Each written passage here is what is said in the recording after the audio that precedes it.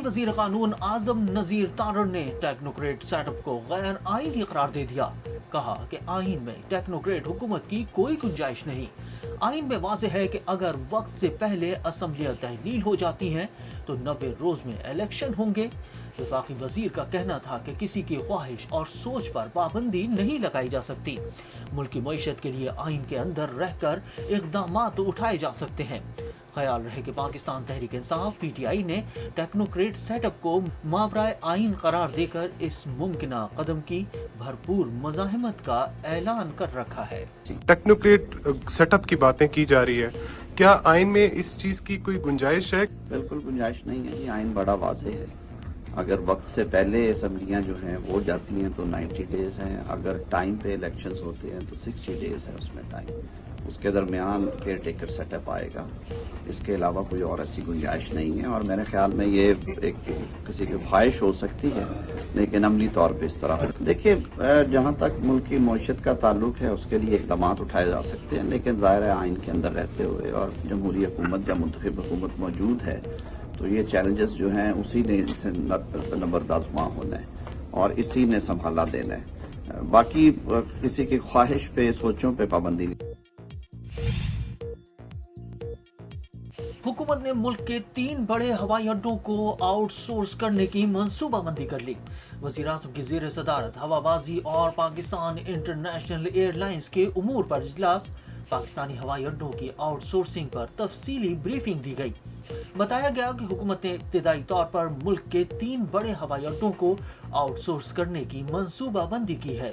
वज़ीर आज़म शहबाज शरीफ ने जिन्ना international Karachi, Islamabad international और अल्लामा इकबाल इंटरनेशनल लाहौर की आउटसोर्सिंग का अमल शुरू करने की हिदायत कर दी। तीनों एयरपोर्ट्स को पब्लिक प्राइवेट पार्टनरशिप के तहत आउटसोर्स किया जाएगा।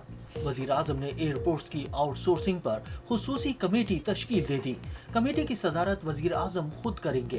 कमेटी में वफाकी वज़ीर हवाबाजी ख्वाजा साद रफीक, वफाकी वज़ीर मंसूबाबंदी एहसन इकबाल, वफाकी वज़ीर कानून और इंसाफ आज़म नज़ीर तारड़, वफाकी सेक्रेटरी हवाबाजी डिवीजन और मंसूबाबंदी शामिल हैं। इजलास में ब्रीफिंग दी गई कि PIA की फ्लीट में 4 A320 जहाज शामिल किए गए हैं। PIA इस वक्त हफ्तावार 330 फ्लाइट्स ऑपरेट कर रही है। यूरोपीय यूनियन एविएशन सेफ्टी एजेंसी की तरफ से लगाई गई पाबंदी खत्म करवाने के लिए कोशिशें की जा रही हैं। वज़ीर आज़म शहबाज शरीफ को मजीद बताया गया कि PIA के फ्लीट में वाइड बॉडी एयरक्राफ्ट शामिल किए जा रहे हैं।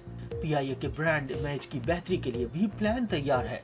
कराची और लाहौर के एयरपोर्ट्स के लॉन्चेस को अपग्रेड किया गया है। इजलास में ब्रीफिंग दी गई कि पाकिस्तान इंटरनेशनल एयरलाइंस ने साल 2022 के दौरान 172 बिलियन रुपए का रेवेन्यू हासिल किया। ये PIA की तारीख का अब तक का सबसे ज्यादा रेवेन्यू है। वज़ीर आज़म शहबाज शरीफ ने एयरपोर्ट्स की आउटसोर्सिंग के अमल को तेज करने की हिदायत करते हुए कहा कि इस तमाम अमल में शफाफियत का खास ख्याल रखा जाए।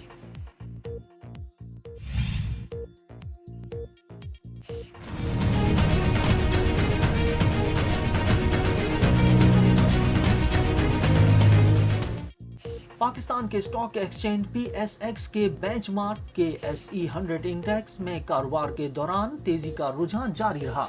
माहिरीन ने साल के आखिरी दिन खरीदारी में इजाफे को आलमी मालियाती फंड IMF के नवे जायजे की तकमील की तवक्कुआत को करार दिया। PSX में कारोबार के इख्तिताम पर KSE 100 इंडेक्स 673 पॉइंट्स या 1.69% इजाफे के बाद 40,420 पॉइंट्स तक पहुंच गया। इंटर मार्केट सिक्योरिटीज के हेड ऑफ इक्विटी रजा जाफरी ने कहा कि हुकूमत ने ताखीर के साथ ही सही, लेकिन अब दरामदी पाबंदी हटाते हुए और रियायती कर्जों में कमी करते हुए IMF की शराइत पर अमल करना शुरू कर दिया है। उन्होंने कहा कि मार्केट शायद इन्हीं इक़दामात को देखते हुए ताकत पकड़ रही है। उन्होंने मजीद कहा कि इस तेजी के पीछे साल के आखिर में विंडो ड्रेसिंग हिकमत अमली का अंसर भी हो सकता है। फंड मैनेजर्स विंडो ड्रेसिंग हिकमत अमली अपनाते हैं।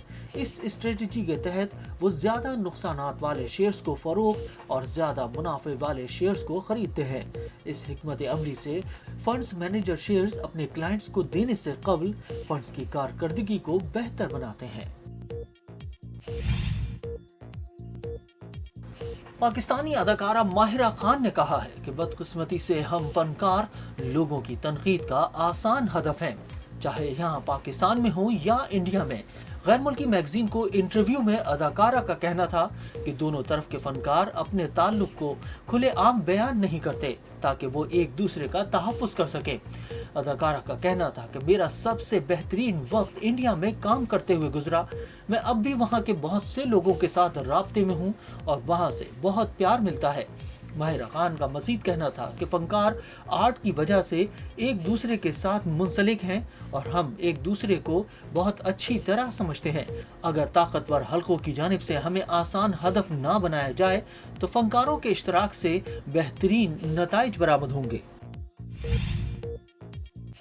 शुमाली कोरिया ने जापान की साहिली हुदूद में कम फासले तक मार करने वाले 3 बैलिस्टिक मिसाइल का तजर्बा किया है। खबर रसां इदारे के मुताबिक जनूबी कोरिया के फौजी तर्जुमान ने कहा है कि हफ्ते की सुबह शुमाली कोरिया के दारुल हुकूमत प्यांगयांग के जुनूब से 3 मिसाइल फायर किए गए।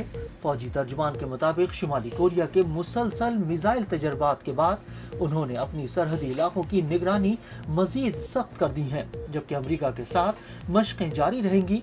दूसरी जानिब जापान की वजारत दिफा ने एक बयान में कहा कि शुमाली कोरिया के मुश्तबा बैलिस्टिक मिसाइल मशरकी साहिल की तरफ पानी में गिरे।